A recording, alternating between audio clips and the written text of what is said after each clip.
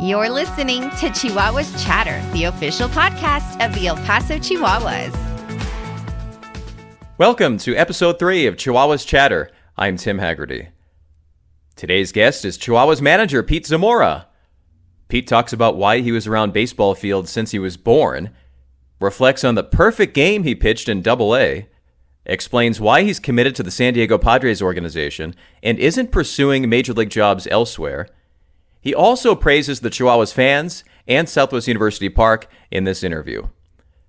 Pete has been approachable and likable in his 2 seasons as Chihuahuas manager, and we're excited to have him on the show. After that, we'll have our latest Random Chihuahua segments. But first, we'd like to tell you about becoming a Chihuahuas Insider.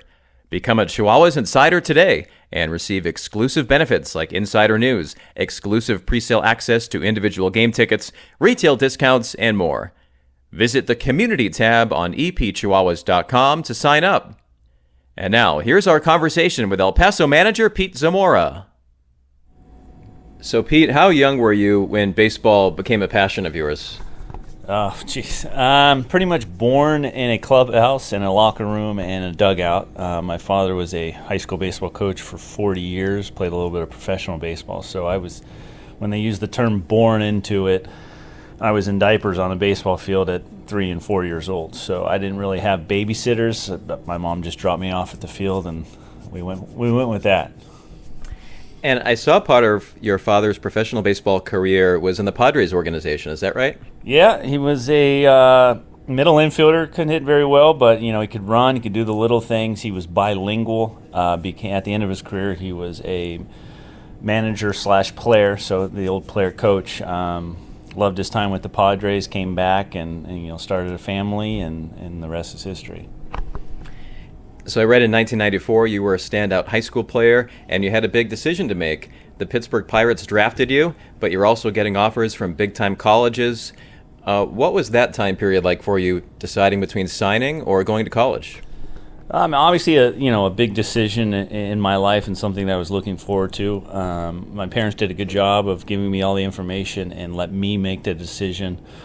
Ultimately, I had a group of friends and guys that I'd played with amateur-wise that were all headed to UCLA, and I just think that at that time and place where I was in my life, that unless I was given a substantial amount of money, that I would head to UCLA and try to get to the College World Series, which is always as a young kid, I used to watch the old videos on ESPN, and I always wanted to get to old Rosenblatt Stadium and play. So got to do that. So it was a great 3 years in LA.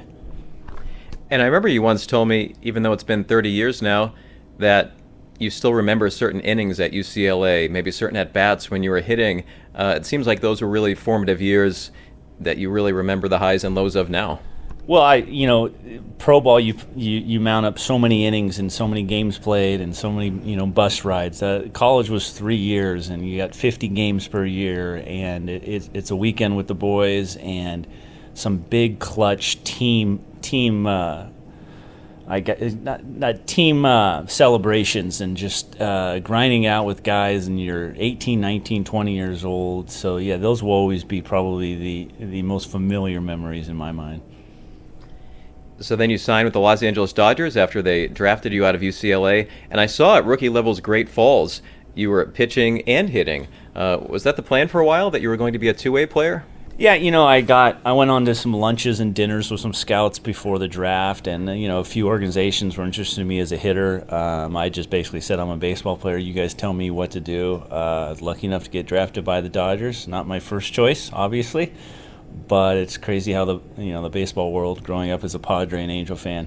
But they gave me the opportunity to DH a few times and pitch, and I had a really good year that year, my rookie year, on the mound. And from that point on, the Dodgers pretty much said, "We kind of like where you are on the mound. Let's stick with that." A couple of years later, your career had taken you to the Phillies organization, and in 2000.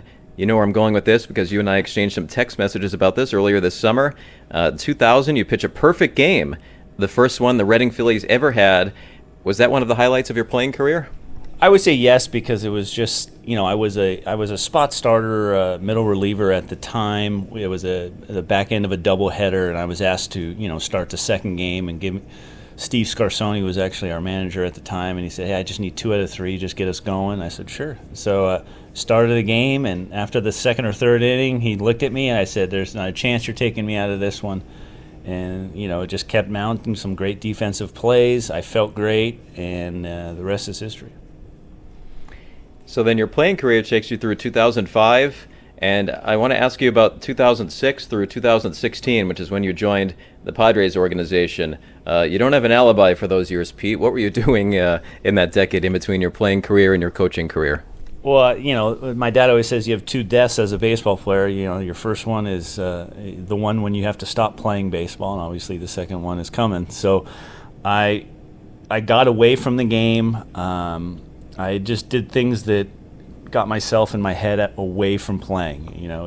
It's I wouldn't say it was depressing. I would just say it's like a growing out phase and a growing up phase, and you go through a little bit of you miss it, you hate it, you're not happy with the business. A lot of different things go on in your mind. But I moved on, and I'm born of 2 teachers, so I said I got to get back into teaching this game, and I really like kids and being around people. So I got into the private sector for 10 years. Started a facility in San Juan Capistrano with a group of friends, baseball friends, and we had a hell of a time, and it was fun. But at the same point in the back of my head, I knew I wanted to get back into the pro game if it was the right situation. And lucky for me, a couple phone calls and email comes across saying, "Hey, would you be interested in going through the interview process for a Padres rookie ball pitching coach job?" And at that time, after 10 years of teaching lessons and doing all that, I said, "Yeah, that's about the right time." And lucky enough, Mark Pryor brought me in, and coordinator for the Pods at the time interviewed me, and I was headed to the DR to watch some DR instructs a day or a weekend later. So here I am. It's been a great journey. I love this organization more than anything, and like I said, it's been a great journey, and I'm looking forward to more. Just a few more quick questions with Pete Zamora, the Chihuahuas manager.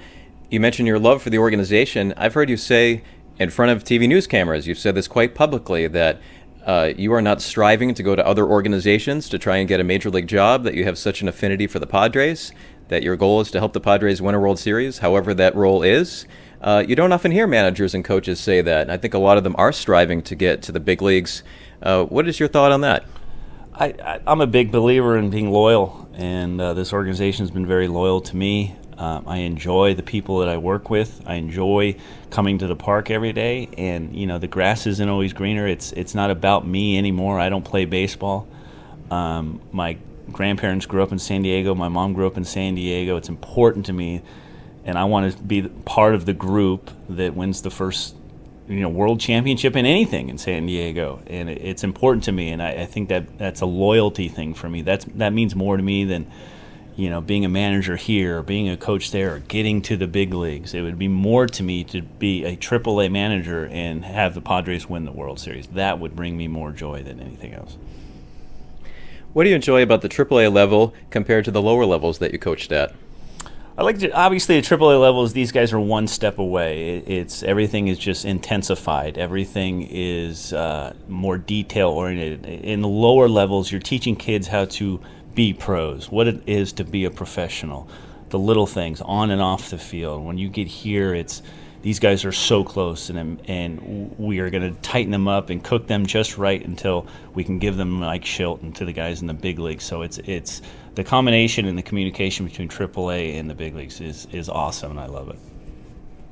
So your second season here in El Paso, the team is very much in the thick of the pennant race as we tape this. You've been flip-flopping first place or second place the past couple of days. You must be enjoying the drama of this.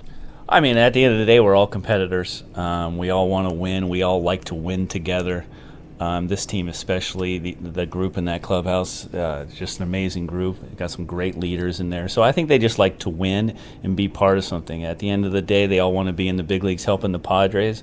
But why we are here in El Paso, let's win as many games as we can, and bring some happiness to the people of El Paso that root for us every day, and see what happens. And finally, Pete, you mentioned those fans in El Paso. I've heard you say some very complimentary things about their enthusiasm, their energy. What is it about them that has become so striking to you? Well, first of all, I have to admit that the stadium we play in is by far my favorite in the PCL. I just feel a different energy when I'm in there. We go to these other parks that have been here a while, bigger, but just you don't feel the energy. When we go play in El Paso, we feel like this is definitely a home field advantage for us.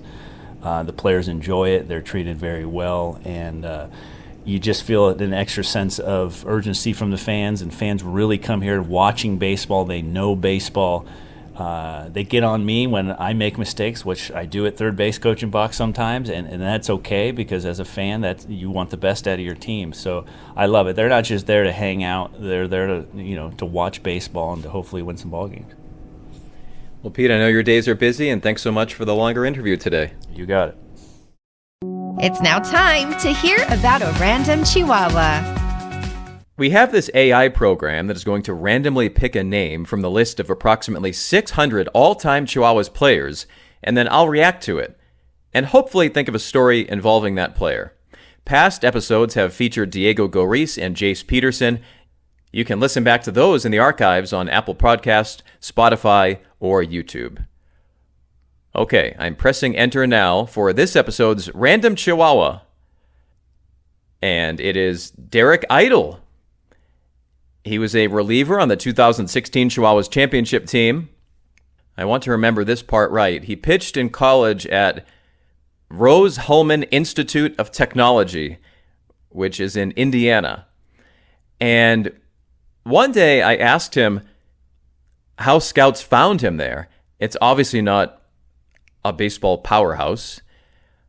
And I was shocked by what he told me. The typical procedure is for the 30 major league teams to send out their area scouts, evaluate high school players, college players, foreign players, submit reports, and then decide who they want to sign. Idle himself created spreadsheets, and he would initiate calls and emails to scouts, inviting them to his games. He treated it like he was networking as a job seeker in some other field. He was promoting himself. So occasionally, scouts took him up on this offer, came out to his games. They were impressed by what they saw, and the Arizona Diamondbacks drafted him. All based on him creating these spreadsheets of contact information of scouts in his area. So it worked for him. The Diamondbacks drafted him. He made it to AAA Reno with them, made it to AAA with the Padres in El Paso, and some other organizations as well. And in 2019, the baseball winter meetings were in San Diego, and some members of the Chihuahuas front office bumped into him at the winter meetings. And at that time, he was working for a company giving financial advice to players. A very bright guy, and I suspect he's having success in whatever job he has now, whether that is still his job or something else. That's a wrap for today's show. We'll be back with the next episode soon. Thanks for listening to Chihuahuas Chatter, the official podcast of the El Paso Chihuahuas.